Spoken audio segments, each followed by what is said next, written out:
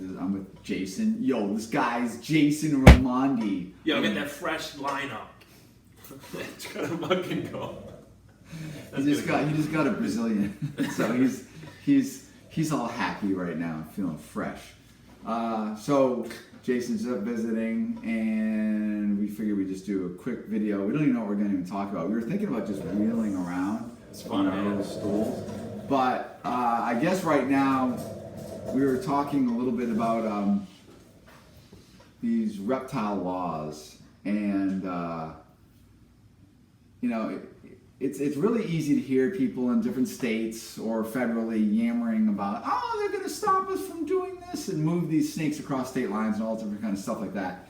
And I got to stop saying stuff in my videos. So, but basically, we're always hearing about somebody else's problem, talking about some proposed law or something that's going to affect them. And a lot of times, it's not affecting a lot of people in respect, like the Burmese python laws don't affect the frog breeders, and the frog breeder, chytric disease across state lines kind of things don't really affect the Burmese python breeders. And what the people, like the animal rights and regulators do is they rely on our inability to collect ourselves and manage ourselves in a proper way where we basically become a collective front, essentially, where we band together. And so a frog law is still very important to a python breeder or a gecko breeder or to a spider guy.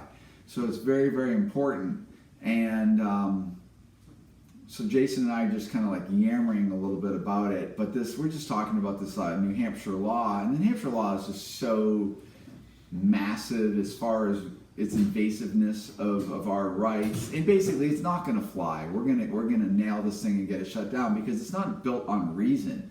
But the idea of something like this coming into our lives, and we actually have to collect ourselves and we have to do something to address it, is actually outrageous, and that is what is actually more troubling to me.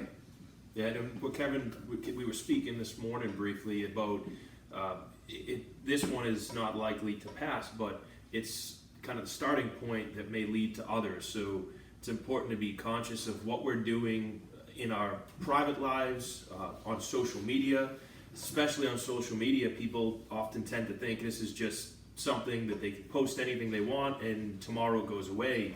But a lot of these people will use things that people say on social media, what you may post in a group, and they'll try to use that to pass these laws. They use it to create a fear, and the general public, for the most part, reptile keepers are a small percentage of that, and they're uneducated on reptiles. So it's easier to educate them with fear than with actual knowledge. So that's what makes things we post and concepts that we portray ourselves as, it's very important to portray ourselves as good, respectable people, because as soon as you start portraying yourself as something that's good, respectable people. Well, like you actually appreciate these animals. Pretend to be good, respectable. Well, let's pretend to be good, respectable people. But as long as I don't think you need to specifically speak a certain way. But as long as you treat animals with respect and it shows in how you portray yourself, then that goes a long way. If you're making videos or you're making bold statements, you're going to do this crazy stuff, or with your animals, I'm going to feed it a pigeon or a cat, or I'm going to go kill squirrels in the forest, and that's going to become my new food source. That's going to make a lot more people mad. Video on that? Killing squirrels for your food source? I've actually seen posts on Facebook lately. I have a lot of squirrels in my yard. Can I shoot them, freeze them for a couple weeks, and feed them to my snake? And it's kind of a general, it's not actually a bad question, but the response to those questions can be just as bad as the question itself. There's a lot of cars in my neighborhood. Can I harvest those tires to put in my car? Yeah, so we have to be respectful that everything we do has a reaction. And yes, we have freedom of speech. We have these amendment rights that protect us. But when you give good enough reason, and there's these lawmakers, they don't generally know reptiles. When you give them a good enough reason in their mind to rationalize taking some of these rights away from us, then they have some leverage. So it's important not to give leverage as long as we want to keep these things. So I don't know if you have. I think one thing we probably want to consider, let's just, how about we think about some of these politicians are sitting in their posh little cozy offices, really isolated and insulated from the realities of certainly pet keepers like us, animal lovers and all that stuff. They have no understanding. They might own a dog, Rusty, maybe a cat, and whatever, but they're basically, their whole lives are just like, they live in like a world that I can't even imagine, but it's almost like it's like make-believe. But you imagine these people, I'm just trying to give like a start idea of how they probably think. So they're always like, I got this bill and I want you to sign on to this. So if you sign on to my bill, then I'll give you the vote that you need for this thing. And they're basically, it's like playing cards or trading cards. But what's funny is this is actually our realities. They're basically going to do these things, decide these things, be involved in these things, and push forward these things that literally affect the idiots like Jason and myself that actually like these animals. And these people are so disconnected. They don't live anything like our lives. It makes me insane. You can be a Democrat, you can be a Republican, you can be a Libertarian, but essentially, when these laws get decided, they are basically intrusive to our lives, and they're going to come into our lives, and they're going to add more and more constraints. Like literally, as society goes on, we have the funnel effect. So as years go by, the funnel gets smaller, and we have to live within those constraints of it. Yeah, it's like but it's just like a relationship with a really needy girlfriend. The needier and needier, and you get married, and then it gets really tight. And you need to tell me you love me. Every day. Yeah. That's like the funnel. But this is also, I don't want to have this, funnel thing. So literally, in New Hampshire, if I have a dog or a cat and it has puppies, I have to if I breed them, I have to have a special license. I think it's $100.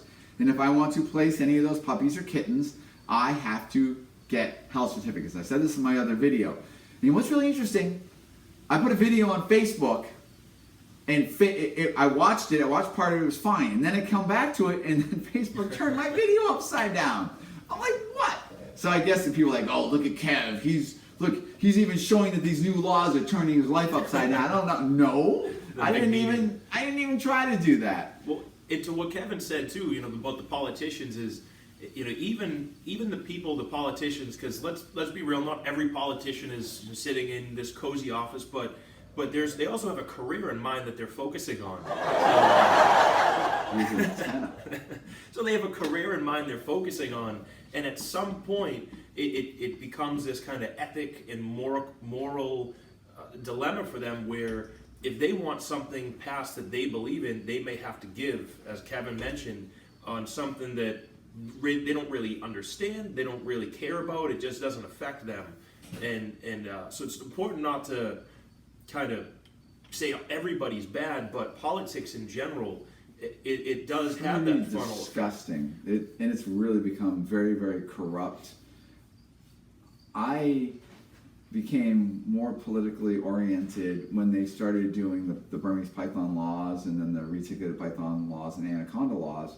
And I don't want to sit here and think about, I like Trump, or I like this, or whatever. Yeah. But sadly, you have to be aware, well, who wants to enact as many laws as possible? Who wants to make me pay more taxes from that money that they collect from me then goes into whatever they deem important. So you start becoming a little bit aware of that kind of stuff. But I really, I think I like conservative in the fact that I do not want a large, intrusive government into my life. I don't want them to I think the idea is when we talk about liberal Democrats, they want government very large, and then the government decides a lot of the things that are safe for people and things that are good for society.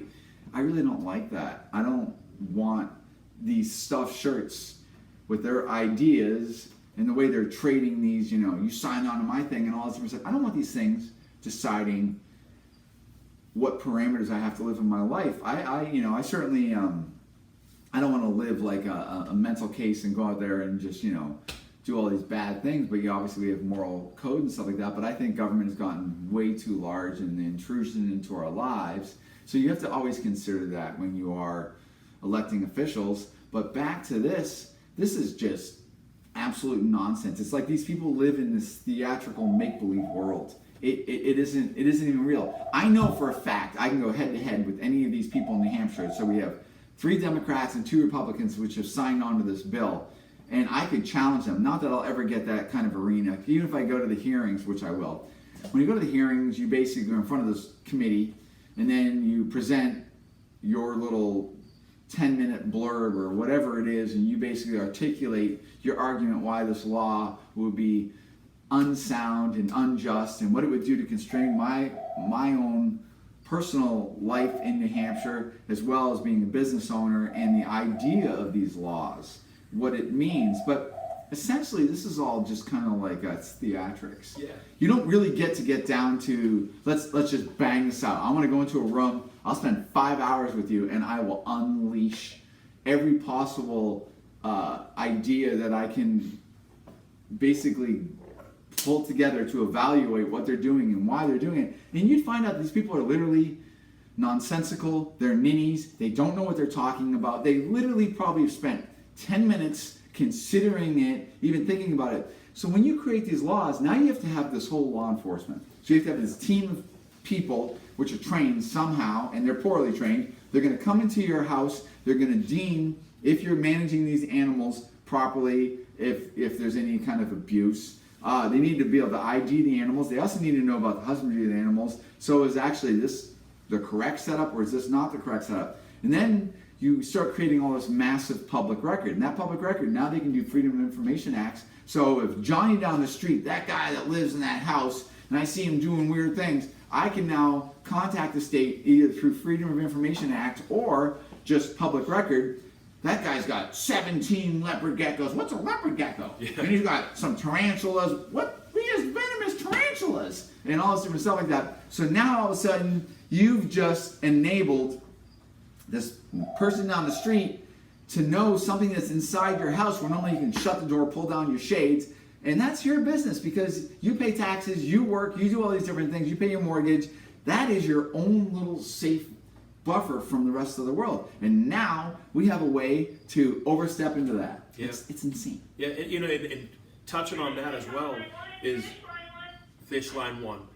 But touching on that as well is I feel a lot of these people, they have kind of a larger agenda to some of these things they're passing. Kind of? Well, they do.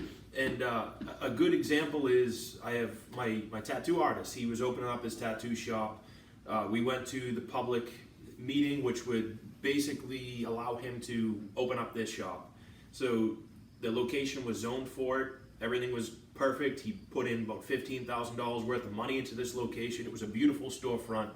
About 35, 40 people showed up. In his defense, they went through the whole panel, or what do you call those, the representatives for the city. Bunch of old stuff. Yeah, Shirts. well, they actually, a couple of them were really good. And what was interesting is you had 4 people that all said yes. But then when the chairman, the lady in charge, she said no, a couple of them changed their decision back to no.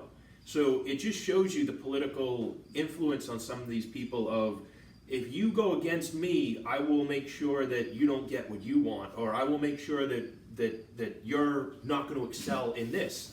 And it's kind of unfortunate, but I see that happening a lot.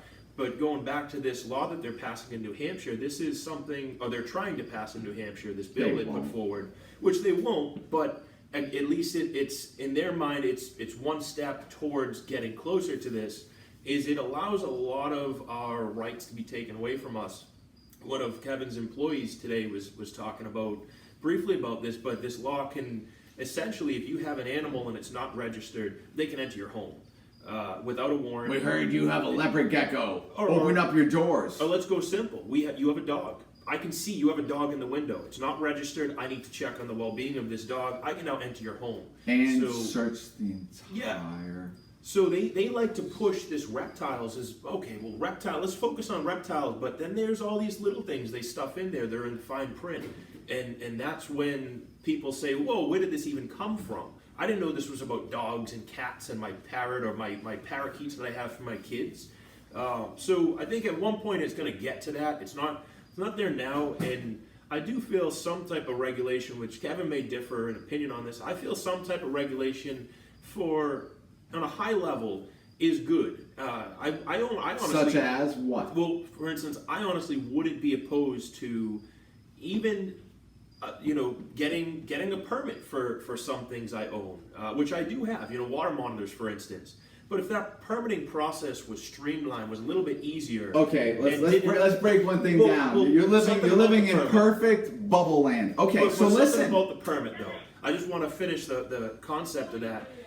If I could have this permit without all the other, I can enter your home at any time, I can search and seizure, I can go in, I can do all these things to you now that you have this permit. So they're saying if you want this, you need to accept this. And what you can accept kind of, in my opinion, outweighs the benefits of having this. If they said, here, we just want to know you have it, so in case anything happened, liability-wise, we just know it's there.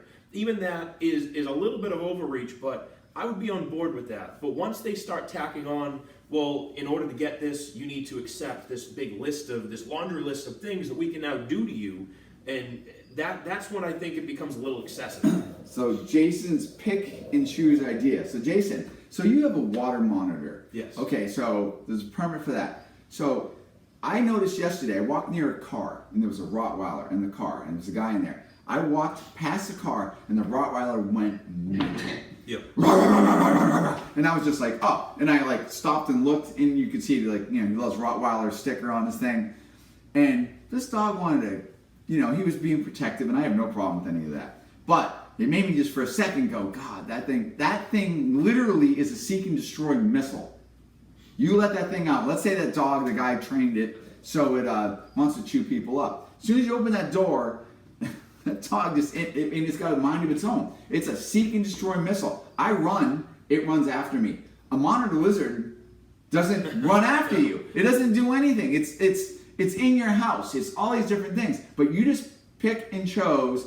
Well, in my idea, because you're thinking about one kind of thing, but what a horse can do, just a large animal, and I'm not vying for any of that because you should be able to have a horse, a camel, whatever, all these these nonsensical things that are talking points, but the dogs and all the different stuff like that. But if you start doing that now. Okay, so we've decided monitors. Well, that also means a German Shepherd, a Rottweiler, a Doberman. Well, all those things were constituted. So if we're basically evaluating what are the dangers of owning that animal. And remember, these laws are not generated because they care about your water monitor's health. That's just one aspect. Well, is it being handled or cared for humanely? That is not the reason for the law. The reason for the law is you are doing something that could be a public danger, it could be environmental danger, it could create hysteria, be perceived, different things like that.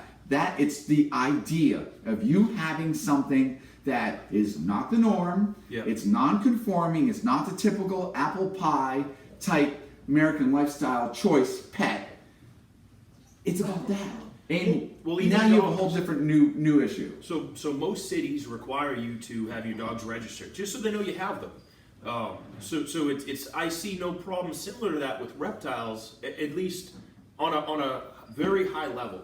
But once you start getting into, again, like I said, well, if you register this, you have to do all this, or you have to accept the terms of all this. Some of those terms are pretty onerous and I think a little extreme. Good word, onerous. Onerous. But I like what you just said. So trying to define things. So you can have an iguana, no permit.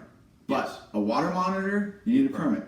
So you can have a Burmese python, no permit. Okay. But so you cannot have that a is reticulated absolutely ridiculous in the fact that, so I can have a Rottweiler, I can have a German Shepherd, I can have a Doberman and stuff like that, but I can't have this water monitor, or was it Savannah monitor? Is that still a permit? You can't have, so at least in Massachusetts, you can have very few monitor species. So a Savannah monitor, which doesn't even get that big. Okay, so that's illegal and you need a permit. But I can have a Rottweiler, or a Doberman, or a Fila, or a Bull Mastiff, but I can have an iguana with no permit. And I'll tell you this much, male iguanas, when it's their time of the year and they become hormonal, Just like that Kevin. is a seek and destroy little monster. They It is. can be. So They're you gonna have chase you. they can hurt you too. Their bite can be, it can really, hurt.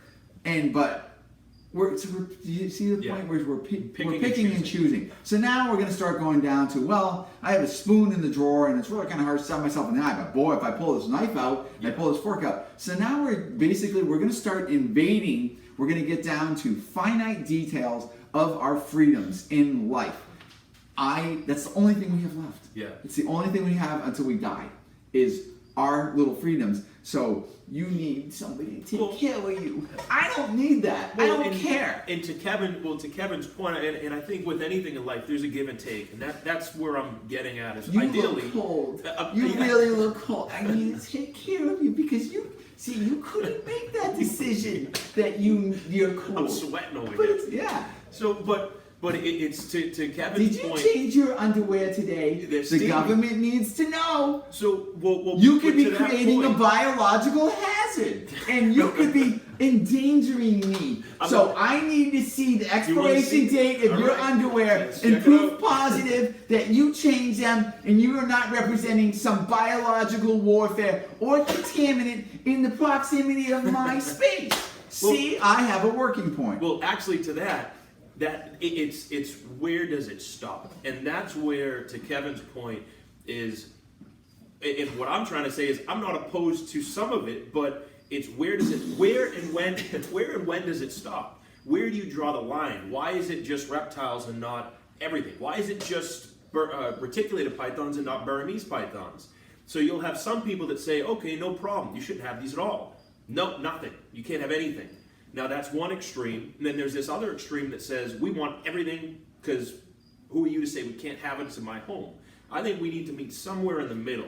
Just me personally, because any negotiation in anything in life has to have a compromise on both sides, or you just have two opposing sides. I want this, nobody budges, and ultimately whoever has the most power is going to win. You know who has the most power? The regulators, the politicians. Those people have a bigger voice than, at least a lot of the times, than the general public. And that's why I feel that when we portray these arguments, we have to be understanding and respectful of the other viewpoint, because we will never get anything as a reptile keeper if we don't, at least without a lot of fighting, we will get very little towards the ground that they're gaining over us. Because essentially they're saying, it technically isn't a right, this is a privilege. Just like driving. Driving is not a right, it's a privilege. I learned that before.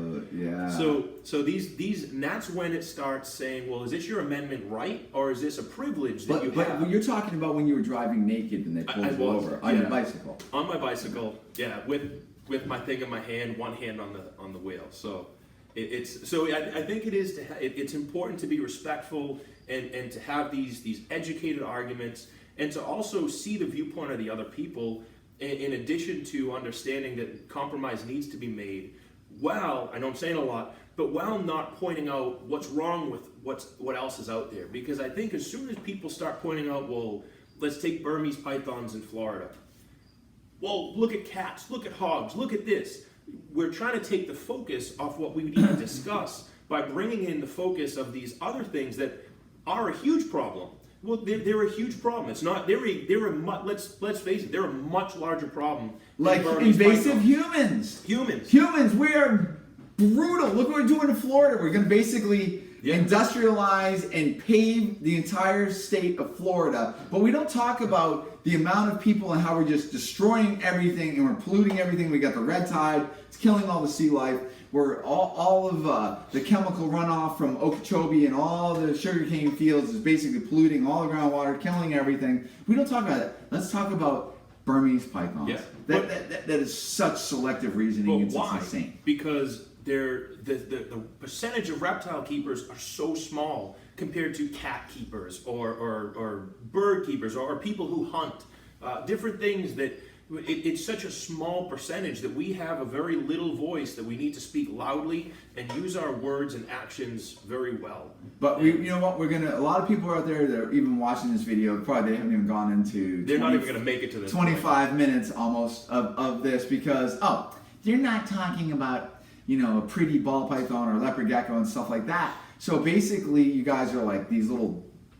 Sometimes you're like little goldfish, and so I just attracted by whatever is interesting for a second. Kind of Well, guess what? The government relies on you being exactly like that, and maybe it is important that they are making laws. If you have a brain of like a goldfish, then clearly you shouldn't be behind the wheel of a car. Yep. If you're, you're driving into other people and stuff like that. But well, that's why it's so important to be up to date on these laws. If you're keeping these things, it's so important to be up to date, to be active in these discussions about these regulations and codes and ordinances that are getting passed right beneath our feet, and we don't understand it until you go into the store and say, I want to get my kid parakeet, and they say, oh, sorry, you need, where's your permit? And then you say, what do you mean, what permit? I just bought a parakeet last year, it died. Well, 2 months ago this regulation passed, and now I can't sell you this. I'm just using a random example, but it's very important for us to be up to date and stay engaged in these conversations and to show up and participate. Here's one thing I'll say about. So several years ago, they proposed a bill that you need to have a permit for the dog and cat and health certificate and all that. But what they also did is they include birds. So Yeah. I own a pet store. So every bird that I had, 2 different ways. It'd have to be like, for it to enter the state, you need an import permit with a health certificate. And if I were to sell that bird, I need a health certificate for that bird. Every 14 days, I have to get a new health certificate. So that means every 14 days, I have to bring it to a vet. I went insane. I was all over the state vet. I went nuts, and I explained to them, they thoughtlessly proposed this bill, and wait until I tell you how they came up with this, but they came up with this bill and it passed into law. I went mental, and basically they told me, Kevin, because I explained a bunch to them, they said, okay, we are not going to enforce that part of the bill. And so after a year, that part of the bill was actually removed because it made no sense. But this is how it happened. So some politicians were talking amongst themselves, and one person said that they had bought a cockatoo or a cockatiel. They bought the bird from a pet store, they brought it home. Shortly after having the bird in the house, one of the children got sick, and it came down with the flu, so it had some kind of flu. They then heard about things like the bird flu. WebMD. Yeah, but like the chickens or anything like that. Yep. So they heard about the bird flu, and the person said, so you're telling me you went and got this exotic bird from a pet store without any health guarantee that it wasn't going to give some disease to humans. You brought it home, and within days, the kid got sick. That is incredible. There needs to be a law to stop this. I actually had this explained to me, and I went absolutely crazy. So you're telling me you guys are passing a law that's greatly going to affect what I do as owning a pet store. I basically deal with captive-born birds. As the birds, I run disease tests for my bird room. We go through all these extra different things so we don't have diseases in our bird room, but these birds are captive-born. The politician is sitting there thinking wild birds, exotic diseases are going to a pet store and then being sold to somebody, and some little kid gets sick. What's amazing, this is all based on anecdotal, make-believe nonsense. It's just circumstantial evidence or whatever. So the politician goes, you bought an exotic animal, came to your house, there were no health certificates, and that little kid got sick. We must protect the public and stop these evil pet stores. And they went and did this, and they actually made this law go through. And this is exactly how it gets done. Yeah. Do any of you actually think that's good? That's reasoning? And when I talked to the state vet, I argued with him, and he was just like, "Oh my God, I've opened a can of Kevin." Well, and just listen to Kevin deal with all this, and I went crazy. I was like, "I'm not going to submit to this. I am not. You're going to shut my business down. You're going to stop everything, and it's all based on anecdotal nonsense." So literally, we were able to turn it around. But now I had a real good idea how this stuff actually happens. Yeah, and unfortunately, it's a lot of these things are initially brought up under really good circumstances. Could a kid have actually gotten sick by this bird that got sold to them? it's a good circumstance. We're looking out to protecting people. You But- go to the grocery No. store. Do you know how much of the But- food, the chicken you're eating has salmonella? Hold on, but it's not thoroughly researched enough. It's kind of a quick thought, okay, put into a bill, written, done. No, it's not fully researched that, well, these things, they're captive bred. They really don't pose a threat to people. They're not coming in with diseases that can be passed on. They're not So- coming in. There's no importation of birds. We shut that down ages and ages ago, but these What? politicians don't know anything. But what you're talking is you once, just again, pick and chose. Well- You go to the grocery store. Do you realize if I take the cellophane off of my chicken, do you know how much salmonella and E. coli is all over your meat? But they're relying on you to wash your hands, do due diligence, and cook it. But do you realize? I didn't pick and That's- choose, but what I maybe I did a little bit, but what I'm saying is it's founded on something that's good in trying to protect people, but it's not thoroughly researched and it's not thoroughly put in the. I'm waiting for a great pandemic, you a like zoonotic onerous. disease, because there's too many people. Well, you like the word onerous. It's not putting that onerous responsibility on the person. Odorous. It's something that. 5 odorous. Well, and again, I think that you have to Odorous, see. not you, your panty. You have problem. to see both sides of the argument, or because No, I don't. Well, because if you just argue on one side and never give a little, you're gonna get nothing, and That's actually a very good point. You have to show that you're being reasonable. you have to be reasonable. And sometimes, unfortunately, when you have a large group, as much as we don't want to admit it, sometimes you have to give a little. I mean, look at what, I don't want to bring politics into it, but look at what's going on in politics right now. You have two sides that say, we're not giving anything because we want these two pieces. Really, it needs a compromise. If a compromise happened, if two people said, you give me this, I'll give you that, that's what politics are, and unfortunately, that's how laws are getting passed. Trey Gowdy for president. I don't know who that is. I love Trey Gowdy. I don't know who he is. That is one sharp, very black and white type person. But I think we have to be honest. We have to thoroughly research. We can't be impulsive, and sometimes there is a give and take. You need to know when you need to hold your ground, and when you say, "All right, they might have a point." But unless you listen to the other side's argument, you can't actually see is there any value. It would be coming in to go in and say, listen, your concept of this bird law was actually a really good concept. However, you're factually incorrect because X, Y, Z.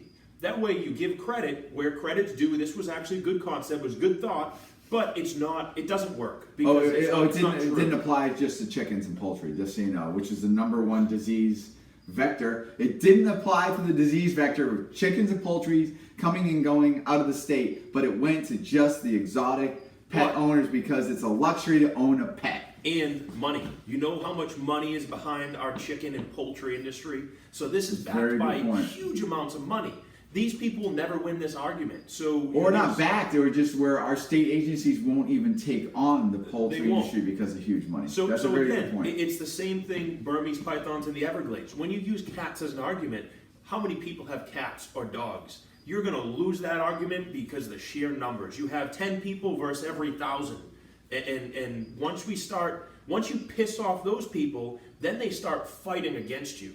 So if you have 10 people over here, you piss off those cat owners, now you have 100 of those 1,000 cat owners who are saying, screw these reptile people.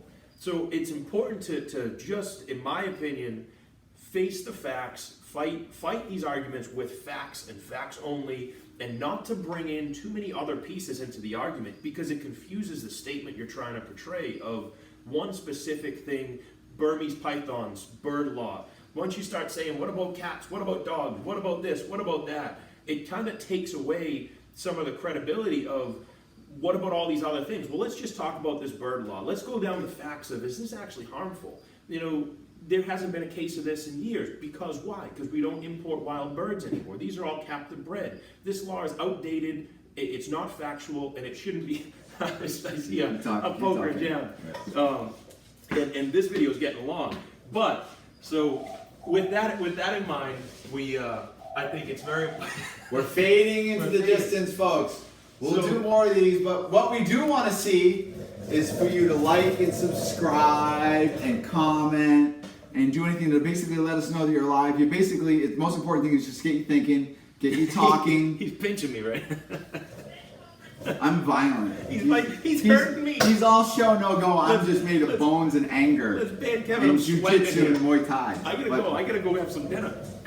All right. Well, anyways, we hopefully there's something in this nonsense that we're talking about. We're just trying to get you thinking because we're all in this together, and we're all, we're pet lovers, we're animal lovers, but the animal rights groups hate our guts, and we have to basically be aware of what's going on. So say goodbye. Say goodbye.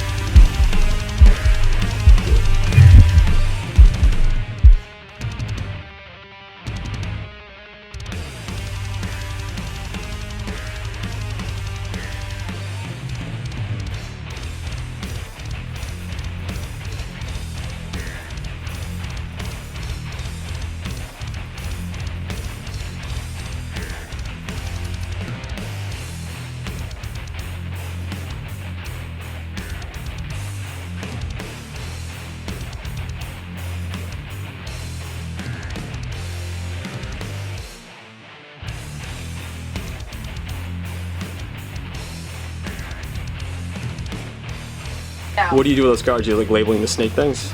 The bins, so they're all... Labeling the snake things, Donnie. I'm making sure that everything is organized so we know exactly which female is which female, and every male that gets paired with them is written down as well.